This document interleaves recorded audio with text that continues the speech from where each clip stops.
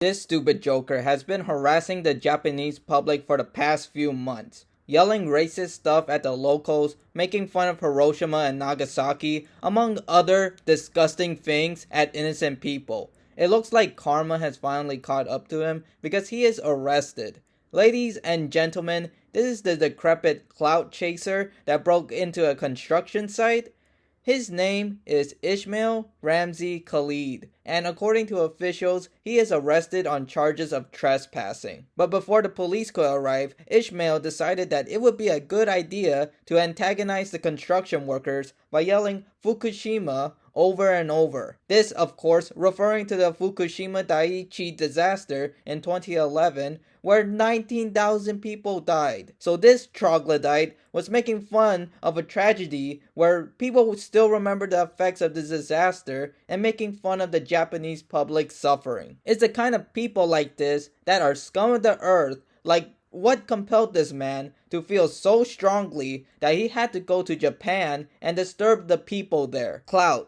It's always clout. And unfortunately, there will always be people like him out there, but at least this menace is taken off the streets for now. We don't know if the charges will stick, but I have a pretty confident feeling that the Japanese government is going to punish Ismail since they have a 99.9% conviction rate. Now, the punishment for trespassing seems to vary a bit. I couldn't find a source in English that said exactly how much, but there is a case where an Australian father was given a suspended sentence of 6 months in prison, and the Japanese police have the ability to hold people without charging them for up to 23 days. So needless for me to say, Ismail got himself into quite the pickle, and deservedly so, I might say, because I have no sympathy for this guy. Imagine going to a country that is very conservative and already does not like foreigners already, just antagonizing them over their past tragedies and thinking you're not going to get arrested. The losers who film themselves harassing passersby are just scum, and they often target those that are physically weaker than them. Think old ladies, children, women, and then they cower when they face someone who can actually retaliate against them. Yeah, nigga, yeah, and what? Just don't error. All you have to say Don't is grab nothing. Oh. Anonymous sent $3 Hiroshima, Nagasaki, Hiroshima, Nagasaki, Hiroshima, Nagasaki, Hiroshima, Nagasaki, Hiroshima. Amazing. 10 out of 10. Would love to see that again. I love seeing stupid clout chasers getting what they deserve for harassing people. Ismail has had a bit of a reputation for months now, just bothering people on the street and being racist. So when this big, huge Chad just stepped in on behalf of the Japanese public and knocked him out, it's just great. It's just so great, man. I don't condone violence, but I'd be willing to look the other way for this one. Another thing that I want to mention is that his audience is just as degenerate as he is, because as you heard in that clip, someone made a donation just saying Hiroshima, Nagasaki over and over, and the chat is repeating the same kind of stuff. Trash attracts trash, I suppose. But going back to the clip, you just have to imagine that Ismail did something to rile this guy up so much to punch him like that. I mean, you can literally hear glass shatter in the video, and you can hear the fall that Ismail makes. It's just a huge crunchy sound. And there's another video of this huge dude just confronting Ismail, saying that the Japanese public has suffered a lot and telling him to stop doing this kind of stuff. And Ismail, just standing there, just gets warning after warning before it ultimately comes to physical violence. To ignore the various opportunities given to him to walk away and pretend like he's in the right or a victim in all this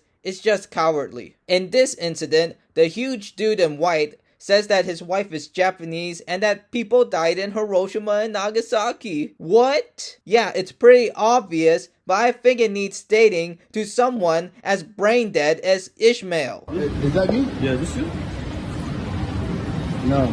You sure? It's me, yeah, what's up? I got a problem with you, bro. Yeah? Yeah. I'm a troll. My wife is Japanese. Okay? You go there insulting people like that. You know how many people died from Hiroshima joking about that shit? I know. So why I are you already joking about the apologized. people? I was drunk. fucked up, bro. I was drunk. I know You know it's how many fucked up. families suffer, people suffer because of that? You're on the train harassing people like that? I was drunk. Don't do it again, bro. I haven't done it again I since. seen how people in Tokyo whoop your ass. You're lucky I don't do the same, bro. Is that a threat? It is, yeah.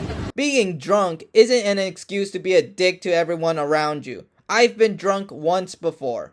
I didn't magically turn into a dick just yelling insults and slurs all over the place. I'm pretty sure that the saying that alcohol reveals true feelings just show how hateful a person this guy really is. I apologize. polite people I ever met in my life. Okay. And you're on there fucking with them like that for what, bro? For a little bit of clout? It's pathetic. Come on, man. What do you want me to do about that? I You apologize. have any idea I how apologize. awful Hiroshima was? I know now. Bro, that's like someone going to the black community in the U.S. joking about slavery. One of the most awful things that ever happened in history. Like, you don't joke about that shit, bro.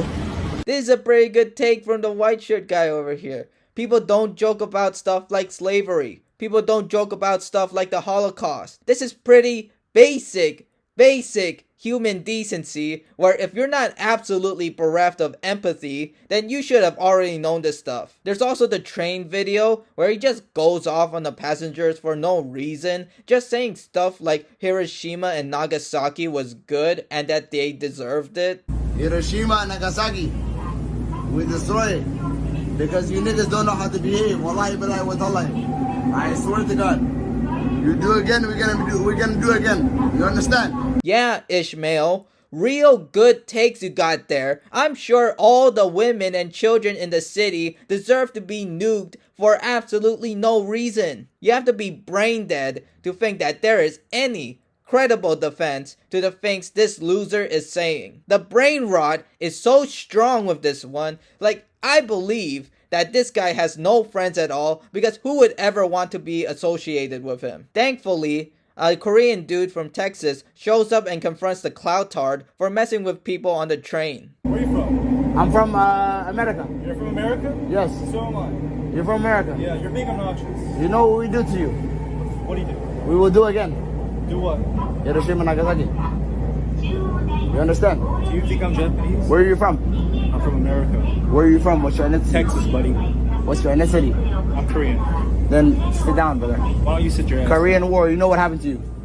Come on, you're touch being me. obnoxious, brother. Don't touch me, Leave brother. this guy alone. Korean War, North Korean War, you know what we did to you? Fuck your ass up. Fuck it. And I have to just say that there's a commonality with all these videos, is that the foreigners inside Japan were stepping up for the Japanese public, and that's just a heartwarming thing to see. I know that Japan has had a culture where it is pretty insular and closed off to the outside world, especially to immigrants who live there. It's getting better every day, but there are stories of discrimination from some people, and I hope that this whole incident shows the Japanese public that foreigners have their back. There are people like this clout-chasing idiot that reinforces the stereotype in Japan that foreigners are ruining everything, making the impression that every foreigner is like that. The dude is from Ethiopia, and I'm pretty sure that most Ethiopians aren't like him, but he just makes so many bad impressions on the groups that he represents. As for Ishmael over here, I really hope that they throw the books at him. Let him rot in prison for a couple of years and see if he changes his tune. He basically exchanged years of his life in his 20s for likes on the internet. The sad thing for him is that nobody will remember him once he gets sent to jail. The internet will move on. I will move on, and the Japanese public will move on while he's going to be sitting in his cell thinking about his next clout hit when he gets released. That's about it from me about this whole months-long saga for one of the most hateful people on the internet. Hopefully, prison will reform this individual to never do this again, and if not, well, I hope he gets thrown in jail again. Thanks for watching, everyone, and I'll see you later. Bye.